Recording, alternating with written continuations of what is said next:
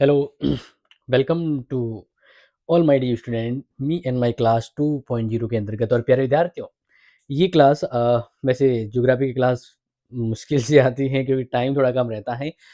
Weekly 1 class आती है, लेकिन डिमांड ज़्यादा रहेगी तो हम डेफिनेटली इस पर विचार करेंगे। लेकिन प्यारे विद्यार्थियों, फिलहाल आपके लिए यूनिट 2 का इम्पोर्टेंट चैप्टर है वो हाजिर है, और हम बात करने वाले हैं पारिस्थितिकी अनुक्रम। यस, बहुत ही अच्छा टॉपिक है ये। और आई थिंक आपने ये शायद अगर ऐसे ही समझोगे नाम जो अटपटा लगेगा, लेकिन अगर आप इसको पढ़ते हो, समझते हो, तो ये टॉपिक आपके लिए बहुत ईज़ी भी है। अनुक्रम यानी फॉलोइंग जो कहते हैं, फॉलोवर कहते हैं, यानी पारिस्थितिकी को फॉलो करते हुए आपने किस तरह से और कैसे। तो चलो यहाँ पर हम बात करते हैं। नमस्ते अनु, बड़ी नमस्ते जी। तो देखिए, पारिस्थितिकी अनुक्रम, जिसको हम सीधी तरह से स्पेशली नोट्स के जरिए समझाने की कोशिश करेंगे। देखिए, पारिस्थितिकी अनुक्रम वह प्राकृतिक, क्रमिक और दीर्घकालिक प्रक्रिया है जिसमें किसी क्षेत्र में समय के साथ पौधे, जीवों और पर्यावरण घटकों का स्वरूप बदलता है। छोटा सा पौधा होता है, बड़ा होकर पेड़ बनता है। छोटा जीव जंतु होते हैं, वो बड़े बनते हैं। तो इस प्रकार से पारिस्थिति को फॉलो करते हुए पारिस्थिति का अनुक्रमण, तो उसमें बदलाव होता है। क्या होता है? बदलाव होता है। वापस समझिए कि पारिस्थितिक अनुक्रम वह प्रक्रिया, क्रमिक या दीर्घकालिक प्रक्रिया है जिसमें किसी क्षेत्र के समय के साथ पौधों, जीवों या पर्यावरणीय घटकों का स्वरूप क्या है? बदलता जाता है, और इसके परिणाम स्वरूप अंत में एक स्थिर क्लाइमेक्स बनता है। कहता है ना कि समय के साथ बदलाव होता है, तो ये बदलाव का ही टॉपिक है। बदलाव का ही टॉपिक है। इसमें क्या होता है कि छोटे से बड़े होते हैं और बड़े होकर एक व्यवस्थित रूप में तब्दील होते हैं। जैसे यहाँ पर देखिए, प्राइमरी सक्सेशन की बात करें, यहाँ पर देखो, पहले सिर्फ पेड़ पत्थर वगैरह है, बिल्कुल खाली स्थान है। फिर पत्थर धीरे धीरे टूटते बिखरते हैं, और पत्थरों के घर्षण से धीरे धीरे वो तब्दील होते हैं एक पर्यावरणीय के साथ, यानी मिट्टी और मिट्टी में पत्थर इस प्रकार से मिक्सअप होते हैं, और कुछ उत्पत्ति का स्वरूप इकट्ठा होता है। ठीक है ना, घासें वगैरह। फिर धीरे धीरे उस घास से छोटे पौधे बाहर निकलते हैं, पौधे से पेड़ निकलते हैं, और पेड़ों से फिर पूरा हरा भरा पर्यावरण बनता है। तो यहाँ पर कुछ नहीं था, अस्थिरता थी, लेकिन पृथ्वी का अनुक्रमण करते हुए, पारिस्थितिकी का अनुक्रमण करते हुए एक फिक्स क्लाइमेक्स बन जाता है, एक पूरी कम्युनिटी बनती है। जैसे मानवीय सभ्यता की बात करें, शुरू में कुछ नहीं था, असभ्यता मानव था, धीरे धीरे धीरे विकसित हुई, उन्नति हुई, सभ्यता का विकास, और पूरा एक समुदाय बनता है। तो वैसे इसमें भी यही होता है। पारिस्थितिकी अनुक्रमण का मतलब पारिस्थिति के अनुसार समय परिस्थिति में जो बदलाव होता है, उससे पारिस्थितिकी एक व्यवस्थित, सुव्यवस्थित स्थिति में तब्दील हो जाती है, जिसे अनुक्रमण कहते हैं। अब देखो, थोड़ा सा इसको और एक्सप्लेन करते हैं। आगे देखिए, समझिए, पारिस्थितिकी अनुक्रमण का एक अर्थ समझते हैं, क्योंकि अभी तो मैंने सीधा शॉर्ट में ही समझा दिया कि अनुक्रमण क्या है, लेकिन अभी वापस समझिए। पारिस्थितिकी अनुक्रम सबसे पहले हल्ट ने, किसने? हल्ट ने 1955 में परिभाषित किया था। ये प्रश्न आ सकता है। नाइट ने इसकी परिभाषा दी है। नाइट क्या कहते हैं कि पारिस्थितिकी अनुक्रमण एक विशेष क्षेत्र में निश्चित समय अवधि तक विभिन्न समुदायों के द्वारा अभिकृत क्रमबद्ध श्रृंखला का प्रतिरूप है। देखो कितनी जटिल डेफिनेशन है।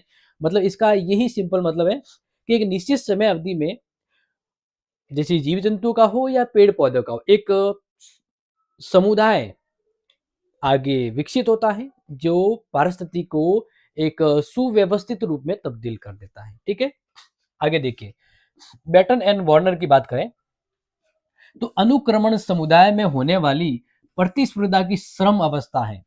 अब एक चीजें जब बदलाव करती है तो कॉम्प्लेक्स तो होता ही है, संघर्ष भी होता है, और इस तरह से प्रतिस्पर्धा की श्रम अवस्था में क्रमिक वो क्रमबद्ध रूपांतरण होता है, मतलब बदलाव होता है। क्लियर? आगे बात करते हैं स्मिथ की डेफिनेशन। एक समुदाय में अनुक्रमण जैविक समुदाय से दूसरे समुदाय के द्वारा होने वाले क्रमबद्ध और प्रगामी रूपांतरण है, जिसमें अंत में एक स्थायी समुदाय बनता है। यानी शुरुआत में क्या होता है, जैसे भी मैंने बताया कि पूरा बंजर होता है, फिर धीरे धीरे घास फूस हो जाते हैं, पेड़ पौधे हो जाते हैं, और व्यवस्थित पूरा का पूरा एक स्थिर पारिस्थितिकी बन जाता है। तो परिस्थिति यानी मतलब पर्यावरण में, पारिस्थितिकी में फॉलोवर अनुक्रमण से जो स्थायी समुदाय बनता है, इसे पारिस्थितिकी अनुक्रमण कहते हैं। यस, आगे समझिए। अब यहाँ पर थोड़ा डिटेल से समझते हैं, क्योंकि ये है सेकेंडरी सक्सेशन। अभी इससे पहले बताया था फर्स्ट प्राइमरी, अब सेकेंडरी। देखिए अब दूसरा स्टेप क्या होता है, जहां विकसित एक स्थिर समुदाय होता है, एक पारिस्थितिकी होती है, लेकिन धीरे धीरे उस पारिस्थितिकी का क्या हो जाता है, पतन हो जाता है। क्या हो जाता है, पूरा पतन हो जाता है। देखिए यहां से ये पतन हो गया, जीरो ग्राउंड लेवल हो गया, फिर यहां से वापस छोटे घास, पेड़ पौधे, झाड़ियां और व्यवस्थित फिक्स क्लाइमेक्स बनता है। समझ में आ रहा है ना? एक तो बिल्कुल ग्राउंड लेवल से जो एक स्थिर समुदाय बनता है उसे प्राइमरी पारिस्थितिकी अनुक्रमण कहते हैं। दूसरा, क्योंकि देखो बड़ी मल्टीनेशनल सिटी होती है, वहां ये होता है कि पारिस्थितिकी एक बार पुनः अकाल होता है ना, जब कैसे पूरी तरह से एकदम बंजर हो जाता है, वैसे डाउनफॉल होता है, डाउनफॉल से वापस राइजिंग होता है, और ये दो तरह का सेक्शनरी यानी कह सके पारिस्थितिकी अनुक्रमण होता है। यस, जीरो से हीरो तक की बात करते हैं। आगे समझिए, पारिस्थितिकी अनुक्रमण की कुछ विशेषताओं से इस टॉपिक को और बेहतर समझेंगे। देखिए पारिस्थितिकी अनुक्रमण की विशेषताएं, तो पहली है पारिस्थितिकी अनुक्रमण में तत्कालिक समुदाय, यानी जब जिस समय परिवर्तन हो रहा है उस समय की बात हो रही है। तत्कालिक समुदायों के कारण परिस्थिति में होने वाला परिवर्तन जैविक में होने वाले परिवर्तन की दर और प्रतिरूप में परिवर्तन की सीमा निर्धारित करता है। मतलब पारिस्थितिकी तय करती है कि वो जीव जंतुओं में जो परिवर्तन है वो किस प्रकार होगा और किस सीमा तक होगा, वो पारिस्थितिकी डिसाइड करती है। दूसरी विशेषता, पारिस्थितिकी अनुक्रमण में इस प्रकार से श्रम समुदाय का निर्माण होता है जिसमें जलवायु के साथ संतुलन होता है। यानी ये पारिस्थितिकी अनुक्रमण है ना, ये बढ़ोतरी जो है, डाउनफॉल टू राइजिंग, तो इसमें समुदाय अंत में जाकर क्या बनता है, एक विकसित समुदाय बनता है। बिल्कुल घास फूस थी, वहां से एक विकसित पूरा जंगल बनता है, पर्यावरण, तो वो एक चरम अवस्था होती है। तो ये बिल्कुल अनुक्रमण में यही तो पढ़ रहे हैं। पारिस्थितिक अनुक्रमण का मतलब है कि जहां कुछ नहीं है, जीरो से हीरो तक की जो अवस्था है, जहां पूरी तरह से विकसित पर्यावरण नजर आता है, उसे बोलते हैं श्रम समुदाय। आगे जी देखिए, तीसरा, अनुक्रमण पूर्व सूचनीय होता है, क्योंकि ये दिशात्मक होता है। मतलब पारिस्थितिक अनुक्रमण क्या होता है, एक दिशा की ओर होता है, इस प्रकार से बढ़ता है। ऐसे नहीं बढ़ने के बाद वापस नीचे आ जाए, बढ़ जाए, नहीं। पेड़ पौधे जब शुरू से होते हैं तो धीरे धीरे वो बड़े होते हैं और जंगल का रूप लेते हैं। तो इस तरह से क्या होता है, ये दिशात्मक होता है, दिशा की ओर बढ़ता है। अगर वो डाउन जाएगा तो बिल्कुल डाउन जाएगा। जैसे पेड़ अगर सही रूप में विकसित है, खाद बीज है, तो वो बढ़ते हैं कि नहीं बढ़ते। लेकिन अगर उसको एनवायरमेंट सही नहीं है, जलवायु सही नहीं है, भूमि सही नहीं है, तो वो विकसित अवस्था भी धीरे धीरे डाउनफॉल की ओर चली जाती है। चौथी विशेषता, पारिस्थितिकी अनुक्रमण के द्वारा वनस्पति के अभावग्रस्त बंजर क्षेत्रों में क्रमिक रूप से वनस्पति उग सकती है। जहां बिल्कुल बंजर भूमि है, पारिस्थितिकी अनुक्रमण से उसे भी हरा भरा बनाया जा सकता है, और वही तो पारिस्थितिकी अनुक्रमण कहलाता है। आगे है, अनुक्रमण के अंतर्गत हमेशा समान जलवायु में समान परिवर्तन होता है। यानी पेड़ पौधों के लिए एक ही जैसी जलवायु जरूरी है, तभी तो वो ग्रो करते हैं। तो इसलिए यहाँ पर कहा गया पारिस्थितिकी अनुक्रमण में जब वो एक चरम सीमा तक पहुंचता है तो उसके लिए समान जलवायु भी सही है और समान परिवर्तन भी उसे सही दिशा तक ले जाता है। तो अब बात करते हैं अनुक्रमण की अवस्थाएं। ये जो अनुक्रमण होता है उसकी अवस्था क्या होती है, तो देखिए अवस्था पर गौर करते हैं।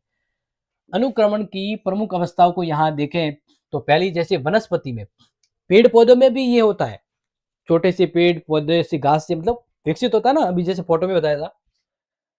वनस्पति रहित अवस्था, बंजर भूमि होती है, पहले पूरा बंजर होता है। तो यह अवस्था विभिन्न जैविक कारकों, जलवायु और भू आकृति आदि कारकों के द्वारा विकसित होती है। इस अवस्था में वनस्पति नहीं होती है, पूरा रेगिस्तान, कंकर का इलाका होता है। कंकर मतलब सपाट एरिया, सपाट एरिया जैसे अभी मैंने आपको बताया ना, इस प्रकार का ये अवस्था है। ये पहली अवस्था है। ये क्या है? पहली अवस्था है जहां कंकर और धूल मिट्टी के अलावा कुछ नहीं होता है। ठीक है।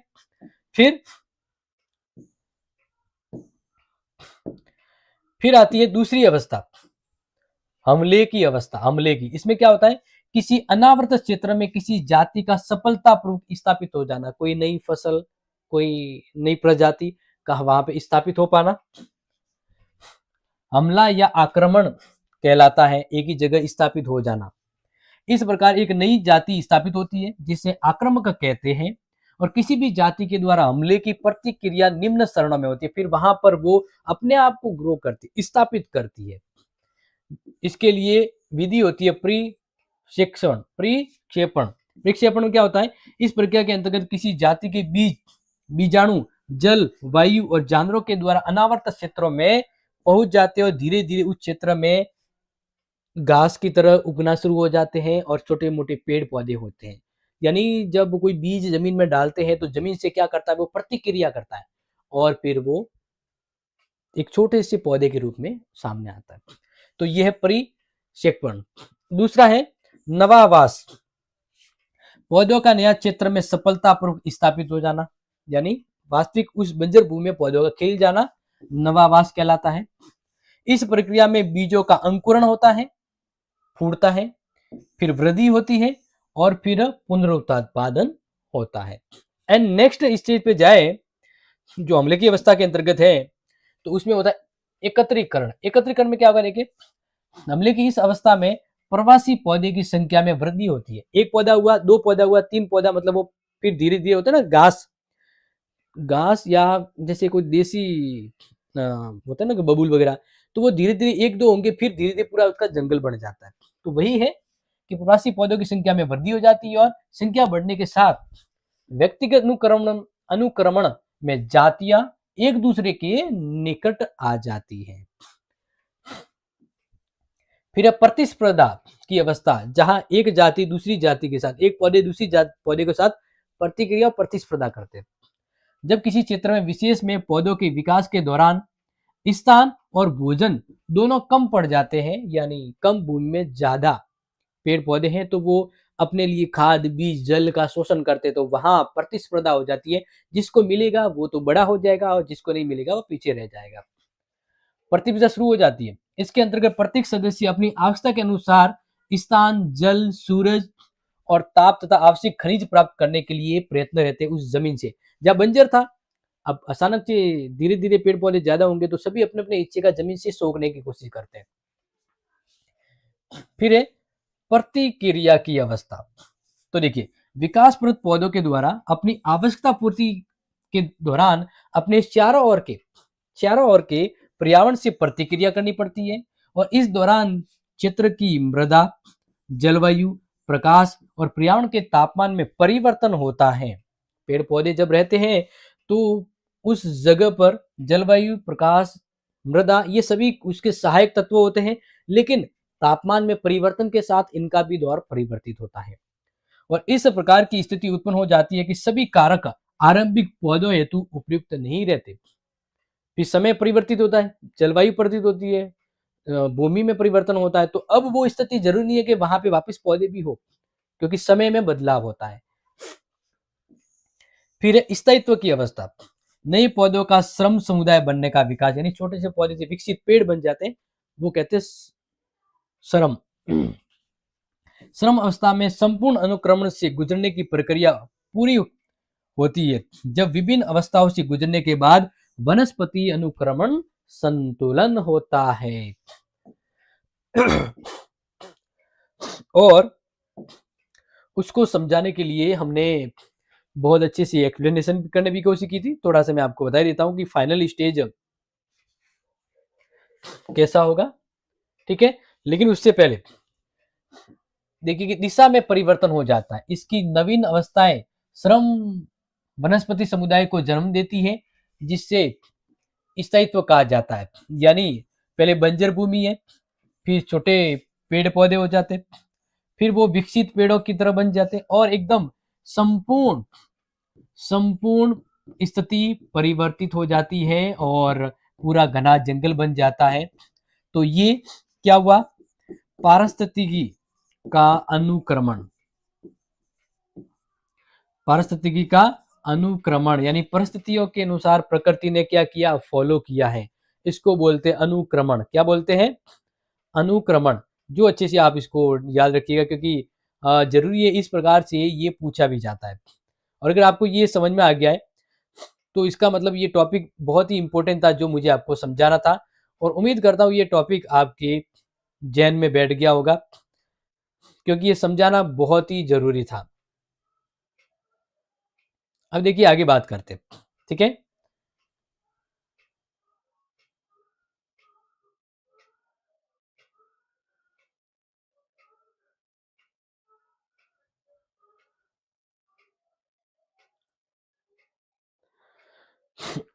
तो देखिए आपके सामने यहाँ पे नजर आ रहा होगा, जो मुझे आपको समझाना था वो चीज आप देख सकते हैं। नजर आ रही है?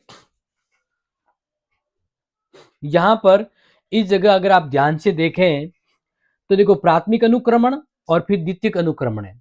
प्राथमिक अनुक्रमण में पहले नई चट्टानें होती है, फिर लाइकन और घास छोटे मोटे होते हैं, फिर उसी से छोटी सी घास झाड़ियां उगती है और फिर बड़ा पेड़ बनता है।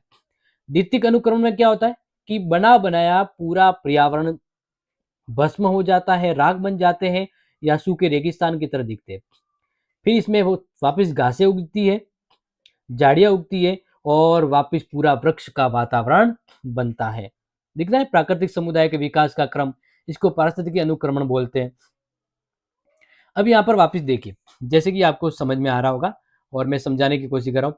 अब पारिस्थितिक अनुक्रमण के चरण देखिए, पहले बिल्कुल ग्राउंड होते हैं, पत्थर वगैरह होते हैं, फिर धीरे धीरे छोटी सी घास वगैरह उगती है और धीरे धीरे पूरा जंगल बनता है।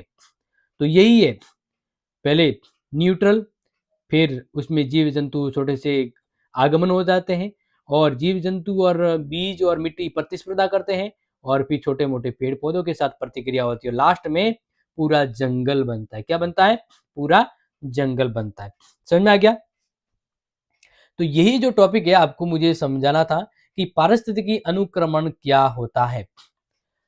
पारिस्थितिकी अनुक्रमण क्या होता है, तो आपको समझ में आ गया होगा पारिस्थितिकी अनुक्रमण का मतलब क्या होता है, पारिस्थितिकी अनुक्रमण होता कैसे है। पारिस्थितिकी अनुक्रमण में सरण जो होते हैं उसको भी हमने स्टेप में बताए और इसकी स्वरूप होते हैं दो, पारंपरिक यानी प्रथम और द्वितीय। तो ये टॉपिक है छोटा लेकिन इंपॉर्टेंट है।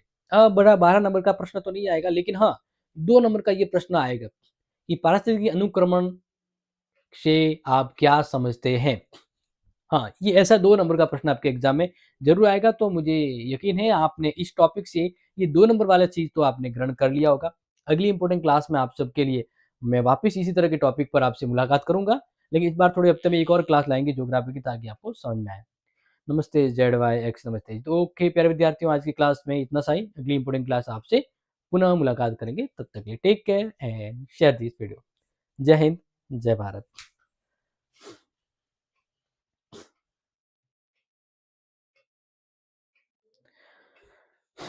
सर सीटी की प्री और मेंस एग्जाम के पेपर कैसे होंगे? प्री का थोड़ा सा इजी रहेगा, प्री क्वालिफाई होने पे मेंस दिया जाएगा। तो मतलब वही है, RS प्री और मेन होता है ना, वैसा ही होगा। तो पहले प्री वाला पेपर थोड़ा इजी रहेगा और उसको क्वालिफाई करने वाले मेन एग्जाम देंगे, तो मेन का थोड़ा उससे लेवल टफ रहेगा। प्री और मेंस ये दोनों देना जरूरी है, ठीक है। Okay, thank you so much.